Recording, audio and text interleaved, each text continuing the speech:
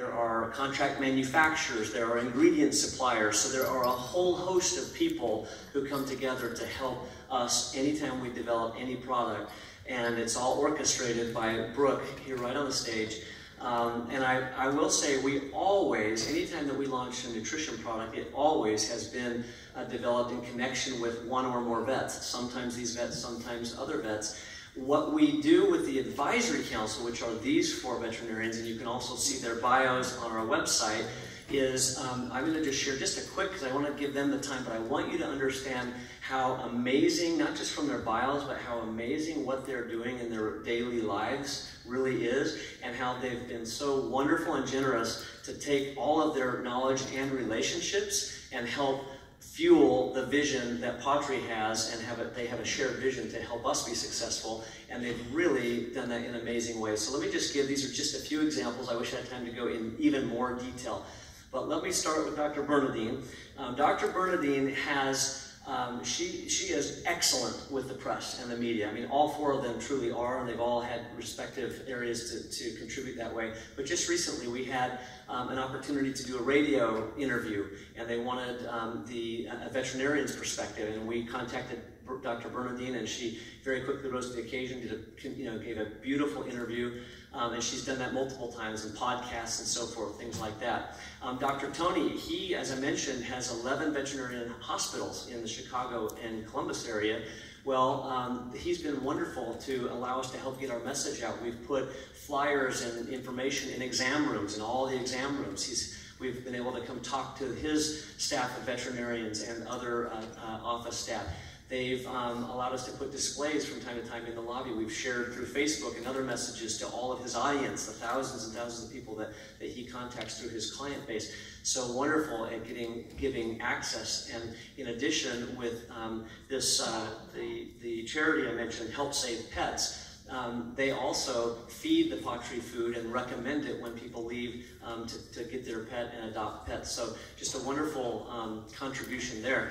And then Dr. Sandy, as I had mentioned, she is an internist, and she really focuses a lot of her career on disease. And of course, we don't have food and prescriptions and things for diseases, but what she's very passionate, because she's seen so much in disease, that to help, and she knows that there are things that can be done on the front end to help pets either not get the kind of health issues that she ends up treating often.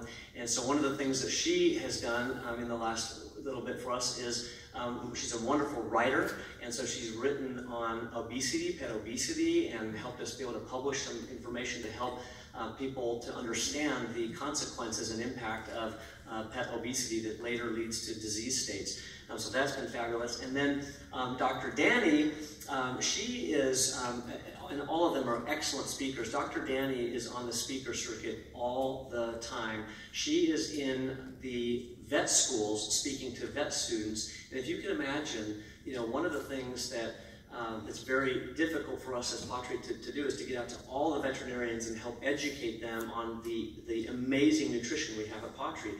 Well, Dr. Danny, every season, every year, she goes out and speaks to over half of the vet schools, and every time she speaks to a vet school, she has a slide, she talks about pawTree, and she shares So those are just a glimpse into some of the ways that we try to share relationships and tap into their expertise and their knowledge, but also their relationships and their influence in the industry to help us have a stronger message, and so that when you're out talking to people, maybe it's not the first time that they've heard of it. Maybe they have heard of it from one of our amazing veterinarians or somebody who they know. So with that, let's give a big round of applause to Brooke and the veterinarians.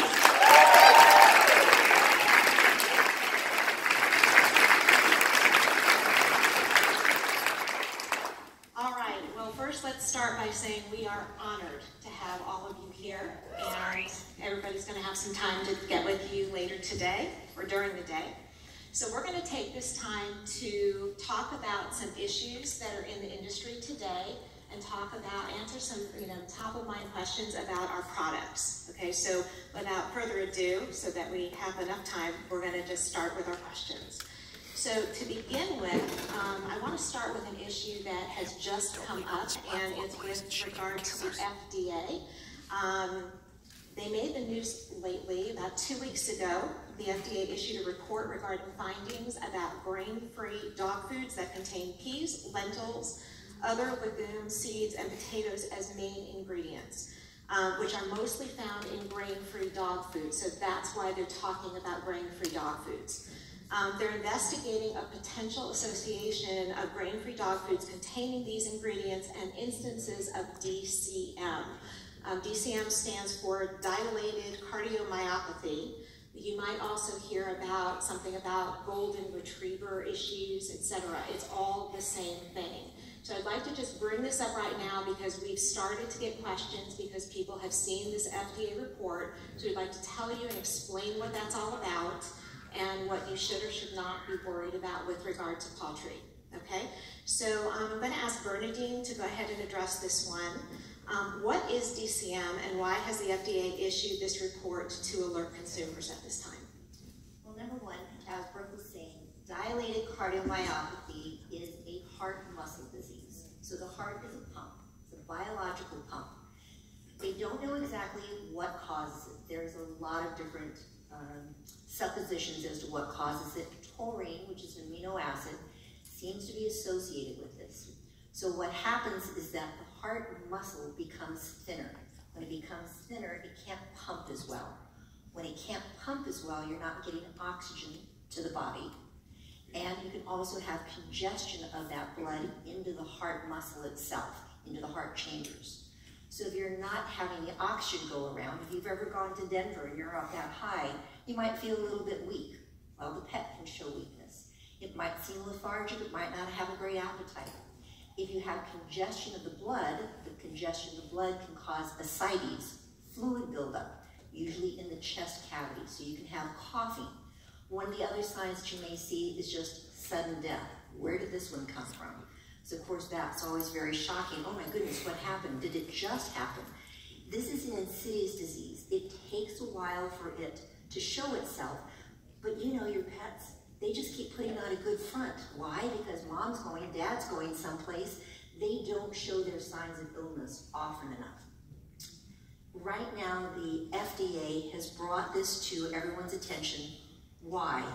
Because they've seen a cluster.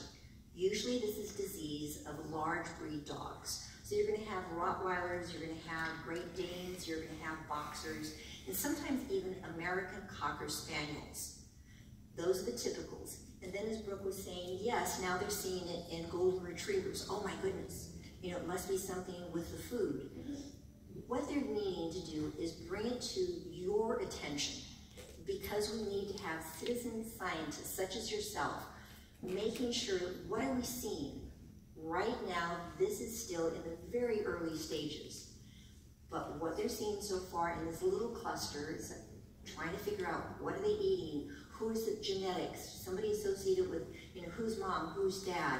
And what they're seeing, a commonality, is a grain-free diet. Well, grain-free has only been out since the early 2000s. So there are some dogs that, yes, have been on their entire lives. Is it associated with grain-free? They don't know. It may be genetics, there may be underlying reasons. Maybe for some of them, it's an inexpensive food that doesn't have this amino acid taurine in it. But if we're not aware of it, we can't bring it to someone's attention. If I'm a veterinarian and you bring in your golden retriever and I say, oh my goodness, how unusual. Your dog has a condition we normally don't see in golden retrievers. How sad, your dog dies. But if I'm not aware and I can't bring it to somebody's attention, maybe I can't help another dog. So you need to let pawTree know if you're ever seeing anything. The main thing to do is make sure your pet owners are aware, yes, there's a problem. No, it's not associated with pawTree. But if there's a question, bring it to their veterinarian's attention. Ask. You're here to educate. Mm-hmm. Perfect. Thank you. So the one thing that you guys need to know is they are concerned about the deficiency, taurine deficiency. And so what you need to understand is when pawTree formulas were originally formulated, we added taurine. If you see on the bag, added taurine for heart and eye health, okay? We already are at the levels that the FDA is recommending anybody to be at now. Because the FDA is thinking, you know, they're basically saying you must be at this level to be safe, to make sure that the pet has enough taurine. So we already have been at those levels. But we actually recently added more, just for the safety of our pets, just to make sure. This is not the first time you're going to hear about this issue, because basically the FDA is looking for, as Bernadine said, is looking for more cases. They're trying to figure something out, so that's why they made it public without a lot of information. And it's kind of scary what they just recently released if you don't understand what you're reading. But you please, I just want you to know that we have such good connections between our veterinary community, our suppliers, our formulators. We have so many experts in the industry that are keeping on top of this for us and with us and keeping us informed. We know about it, and we will do everything possible to keep our pets healthy and do everything the FDA tells us to do. But this is gonna be happening for a while. This is just the beginning because as they learn more, they're gonna document and tell us more. I'd like to pop in one thing also, Brooke, yes, is that taurine is not an essential amino acid for dogs, something that you have to add to their diet. It is for cats. So here's pawTree, they're going above and beyond. They don't have to put the taurine in it, but they're doing it because they're such a conscientious company. They want to make sure that those pets are healthy. So if your pet owners are going, oh, but a little bit is good, I'm going to add more, it can be toxic. So right now, pawTree is meeting all the needs that are necessary. And that's, you know, another thing, again, just to add on to this, because this is such a current issue, but I mean, if you look at all the claims on our bags, you know, we add glucosamine, we add so many different things to the food. Very few companies add all the things that we do. We are not allowing or making pet parents choose what's more important. Is it heart health? Is it joint health? It's all important, and we add it all. Okay, that's what differentiates us from everybody else. You could do this one, please.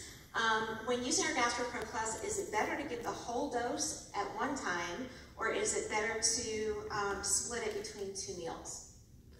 Okay, well, the short answer there is split it. We want to see this enzyme on every bit of food that they eat. So if they eat twice a day, split it up.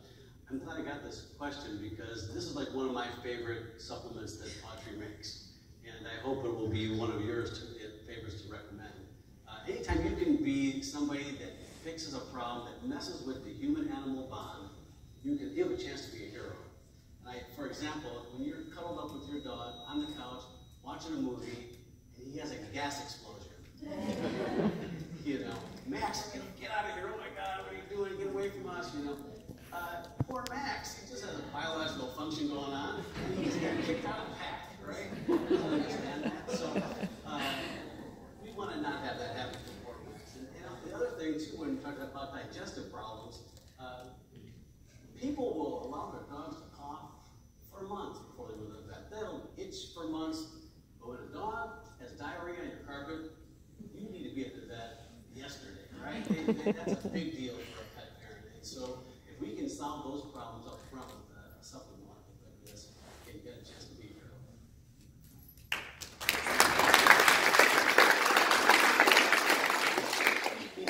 So while we're on a roll here, Tony, this question has come up. Is it true that when GastroPro Plus is given with food, that it aids in digestion, but when given without food, the focus is more on boosting the immune system? Well, again, I would say it's best to give it with food. We want those enzymes to be active on the food right when they eat it. So when it's given with food, it will do a better job of digesting that food and breaking down carbohydrates and whatnot. But what you say, both are true. If it's given when there's not food there, then the effects will be anti-inflammatory from your probiotics and your herbs, and that will help loosen the load on the immune system as well.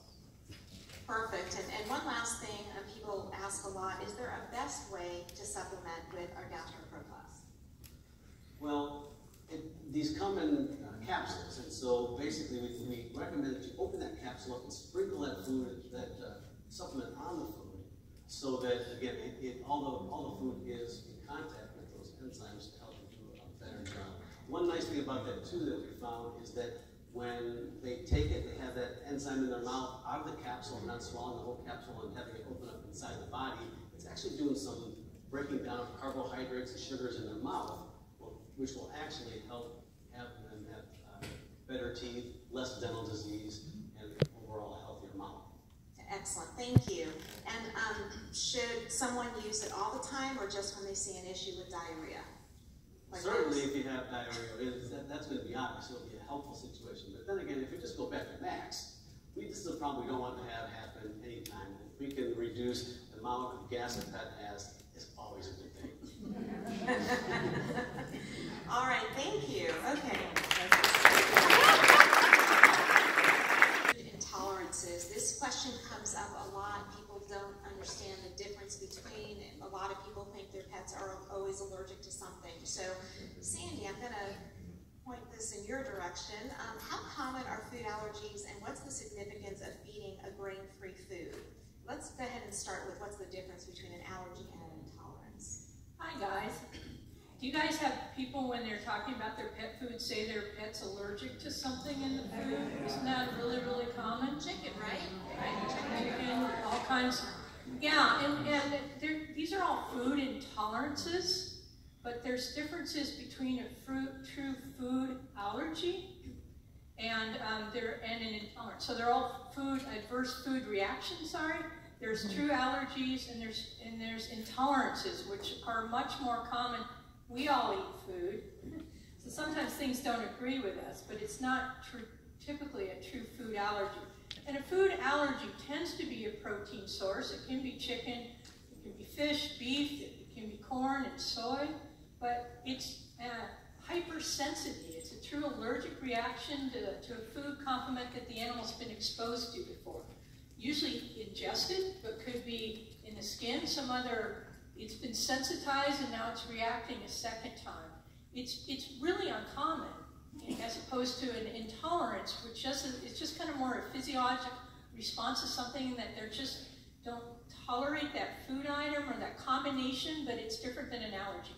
And there are blood tests to look for allergies, but really to decide if an animal's allergic to a food item, you need to do a food trial, which gets complicated. And that's where the veterinarians come in, and the specialists, sometimes dermatologists, but to actually put them on an elimination diet, take out an ingredient one at a time, then put it back in. Mm-hmm. But what you guys are seeing coming, and we all are with our pets, is more food intolerances.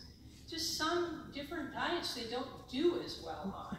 And again, it may be protein sources, it could be carbohydrates, could be additives, flavorings, and those kind of things. So the pet just doesn't do as well.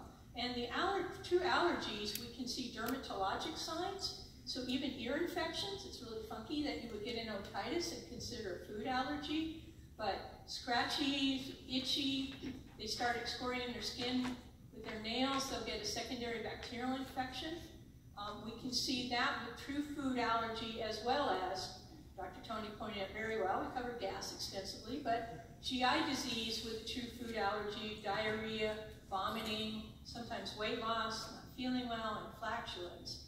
The intolerance that you guys are seeing more often, usually mostly GI in order. They just don't feel very well, they may have more gas, usually a lot of bacterial overgrowth and the population getting screwed up. There's some really nice bacteria in the gut that we're trying to supplement with that GastroPro Plus to really supplement and nurse that bacteria.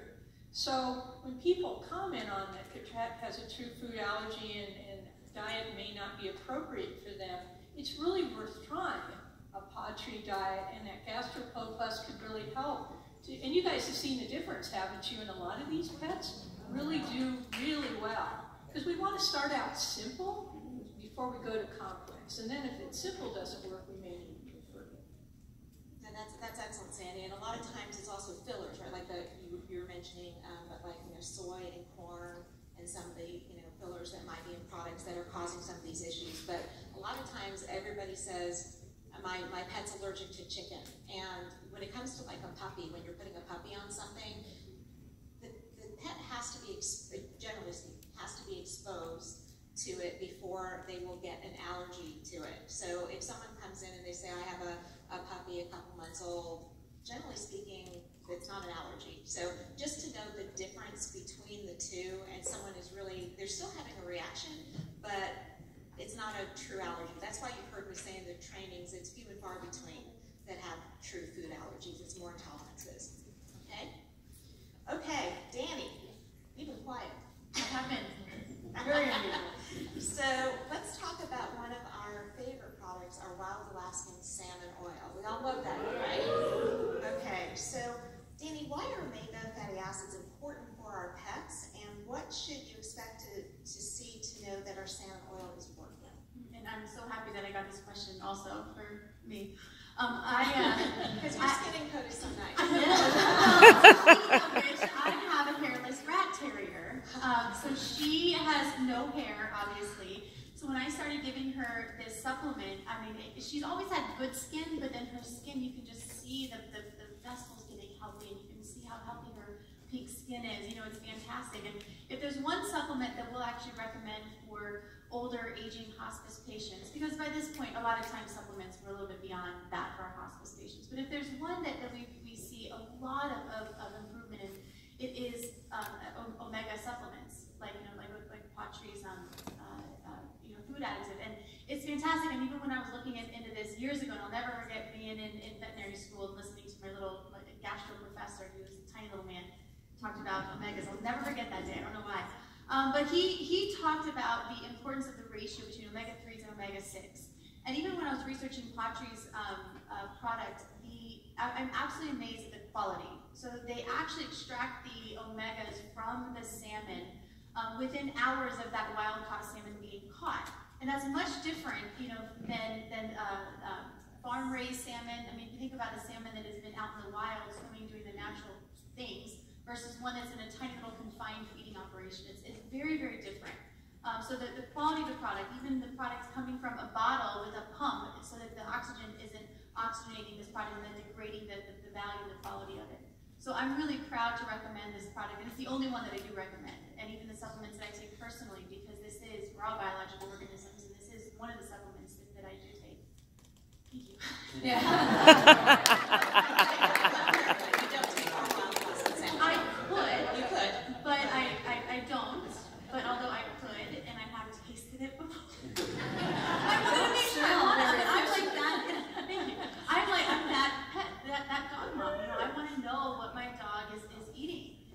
So it is the one supplement that I take regularly for myself and that I give my dogs as well.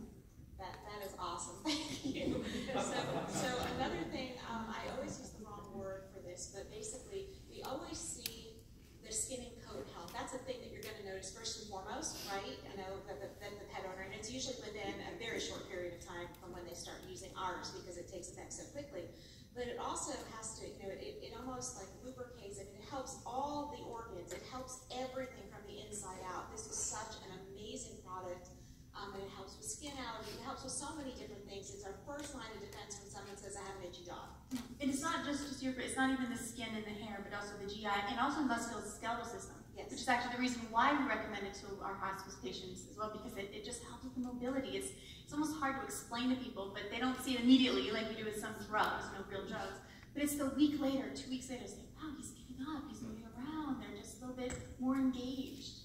Yeah. It's fantastic, fantastic. And they love it, so yeah, exactly, thank you. Okay, so next, I think we would talk about the one thing, don't you think? Some pop herrings? Bernadine, you just love pop herring. I mean, I think you all love them, but Bernadine, absolutely. So let's talk about pop herrings. Our focus this year has been on pop herring superfood seasoning. Why is it such an important product for pets? Well, what I love about pop herrings is that you can give it to dogs, you can give it to cats.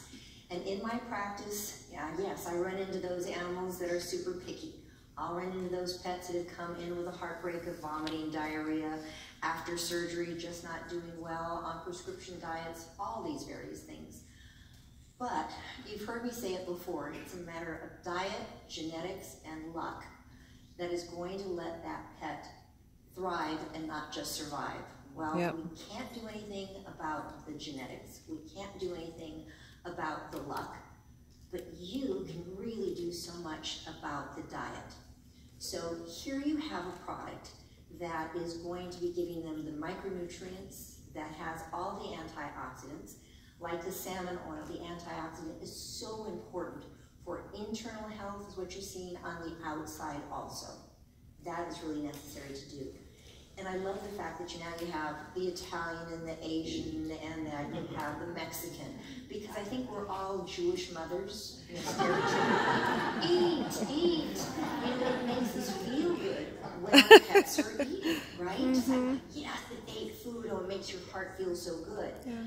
But too many of my clients are coming in and having the problem of overnutrition.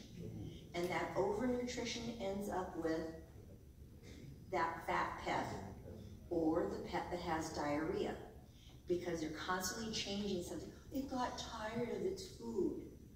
Now you put the paw pairings on and all of you can be gourmands, because like the turducken, a little of this, a little of that. You know, I want to put this on my food, because then I won't get bored with what I put on my salads. So you really have a great introduction also for those people that say, I don't know about pawTree, this is kind of different. You know, my pet's doing okay.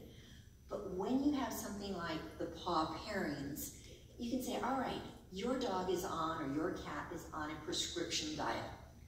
It really doesn't like it. But you know it has kidney disease, renal disease, and it needs this. My vet told me it needs this. If it doesn't like it, it doesn't want to eat it. So now you put this paw pairing that's not going to add to the overnutrition or the undernutrition, because it's not eating. Now it's exciting to eat. Say, oh, I can do this. And you can keep changing it without adding the calories, without having the sodium in it. All those things that it is okay. So now you have the introduction. Try this. See how it works. Many times in the practice, I send some home with my clients. The pets just aren't eating, and they love it. Because it's like, yes. When it's eating again, you know it's on its way to health. Thanks for We were working at that vet conference a couple years ago, and a lot of the veterinarians were coming. They were very interested in this, and one of the things that you were saying to them was specifically was, you know, when you need to send a pet home after surgery, what you want to, I don't want to give this away. Do you want to talk about, I mean, what you had said, basically when the pet needs to go home, they have to eat, right, before they go home. A lot of times pets don't want to eat after surgery, correct? You know, your own pet, they want to be home with you, and in a strange environment, strange smells. Cats, you know, they're just freaked. They just want to have nothing to do with this food. But yes, you want them to eat. You know that if they're eating, all right, you're stable enough to go home. So I carry it in my pocket at the office, my little paw pairings, like sprinkle here, sprinkle there. It's like, oh, this one's been boarding for a couple of days and hasn't eaten. It's like, let me have it. So we sprinkle it on. It's like, we're set. Awesome. I honestly cannot wait for you guys. Well, I can wait for you guys to go home, because when you go home, then we have to go home. But I can't wait for you guys to try the new paw pairings with your pets. They are going to love them. Okay, so let's move on. Tony, you're an athlete. Let's talk about joint support plus. Is a joint supplement really necessary for my pet? Isn't this just for big dogs and older dogs? Okay, well, yes, it's necessary. Probably the biggest reason why it's necessary is because joint problems are so common. My area of special interest is orthopedic surgery. That's what I love doing. And with the hospitals that we have, I'm running around hospital to hospital dealing with orthopedic and joint problems. And they come from so many different ways, places and whatnot. Dogs get injured, rupture their ACL. They may have hereditary or genetic problems like hip dysplasia, or smaller dogs having luxating patellas. Even infectious diseases like Lyme disease can play havoc with the joints in pets. And then something that with all pets will deal with, if they are lucky enough to live a long, happy life in their old age, they're going to deal with some degenerative joint issues and arthritis. So it's something that can affect all pets. One of the statistics that I saw is that if you take a population of pets, in dogs, 1 out of every 5 has some type of joint problem that they're dealing with now. And something that I was even more surprised about is that 1/3 of all cats that reach 6 years of age have joint problems. It's something that you wouldn't think is the case, but we attribute that to the fact that most cats are supposed to be about 8 or 9 pounds, and many of them are 15 or 16 pounds. And so that extra weight is going to have extra wear and tear on their joints. And so there's a lot of pets out there that need this. The way I explain it to people that I'm going to recommend it to is, it's just like oil in the car. The fluid in your joints is slippery, protective fluid that is going to protect the mechanical parts in that joint. And if you have a car that you don't change the oil in, or you let the oil run really, really low, those parts are going to wear out faster, and that car is not going to last as long. It's the same thing. If we don't do something for our pets' joints that keep that joint fluid healthy, replenish it, and keep that joint nice and slippery, that joint is going to wear out faster, and then the downside is that pet's not going to last as long. So yes, it's very important. Right, once that fluid's gone, it's gone, right? So you have to preserve it as much as you can. Yeah, so it's not an old dog thing, it's not a big dog thing, it's an any dog thing. If that dog walks, we don't take our dogs on walks, if that dog is walking, jumping, etc., and their cat, they need this thing to protect that joint fluid, or it's going to be pretty hefty bills, doctor bills, right? The orthopedic bills are so Don't I know it? All right, so Tony, just to follow up on this, how is our Joint Support Plus supplement different? Because there are so many on the market. How does someone know, well, I use a joint support now, why would I need to use pawTrees?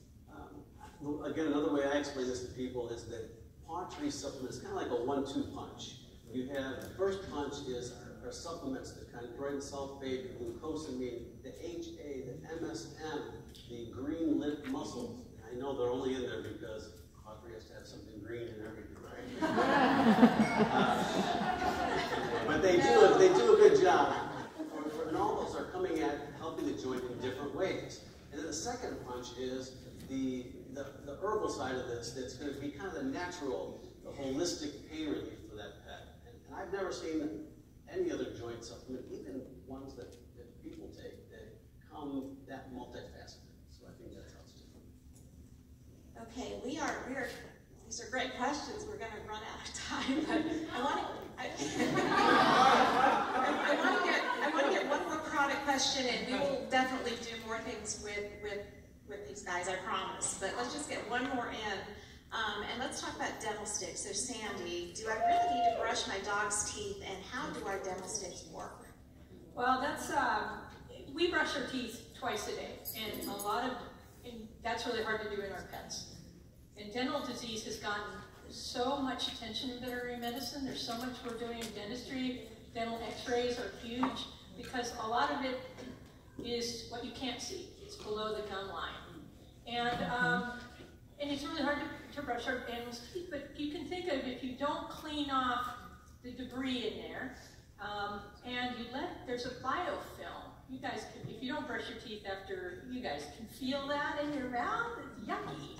There's a film there that coats the teeth, and it creates the plaque and then the mineralized plaque, the tartar, that builds up that your dental hygienist is always telling you about. And the biofilm is saliva, it's food particles, it's bacteria there, and it's really important to get that off. So you need to do that mechanically. You don't do it really with food or even with your tongue. So when we brush our teeth, we do it with the dental sticks. Part of it's mechanical. But there's also, I think, some sea algae in there. What's really unique about pawTree is the sourcing of ingredients that Roger mentioned, but the unique ingredients they put in there that really differentiate from similar products. So that helps to break down the biofilm, and there's a lot of talk about biofilm in veterinary medicine, but the other part of that is there's some like spearmint, and there's also what the other ingredient to make the dog's breath, these are just for dogs, fresher. So there's a couple of parsley, that's right, to make the dog's breath fresher. And this is really important to give these treats after the meal. It's kind of like we brush our teeth after a meal. So it stays in the mouth over the night and does all that magical work of coating the teeth.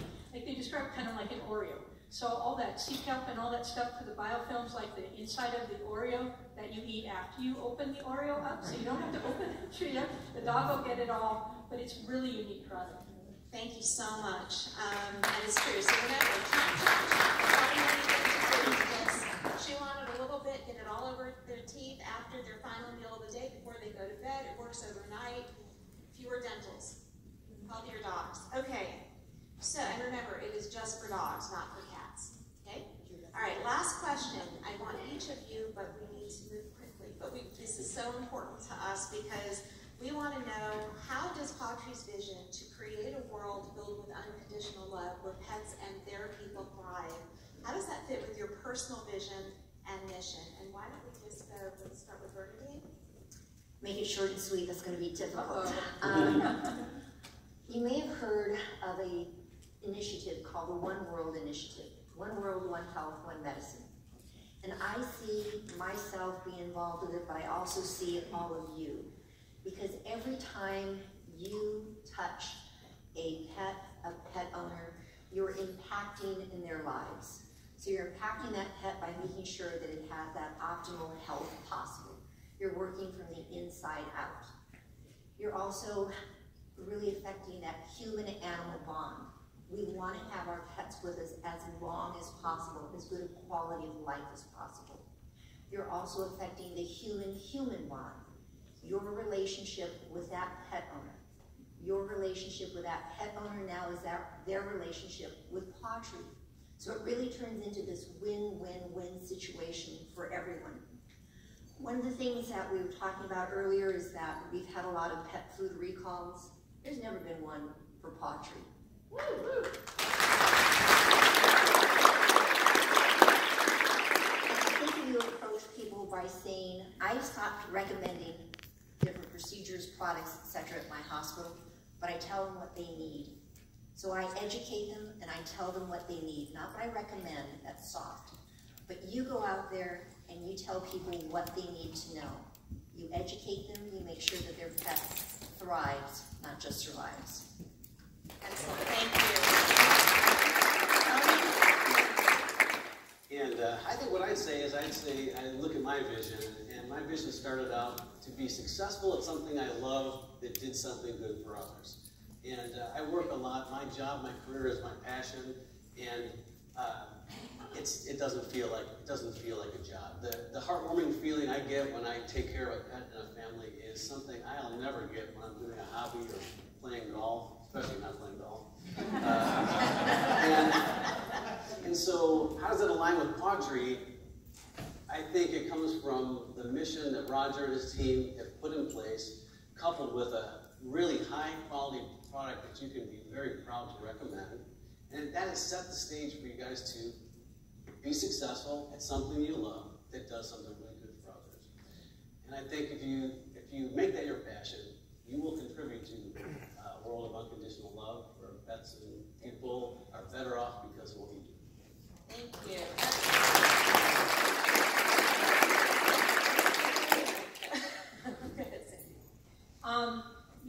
We've listened this morning in the back there to all of the talks that you've seen, and Roger and his team coming out here, and you guys that meet us in the hallway. You're so passion-driven, you're so mission-driven, and just love, you guys mentioned a lot this morning, but it really exudes through everything that you do. I work at the AVMA, and we're looking at food safety issues, milk, we're looking at anthrax.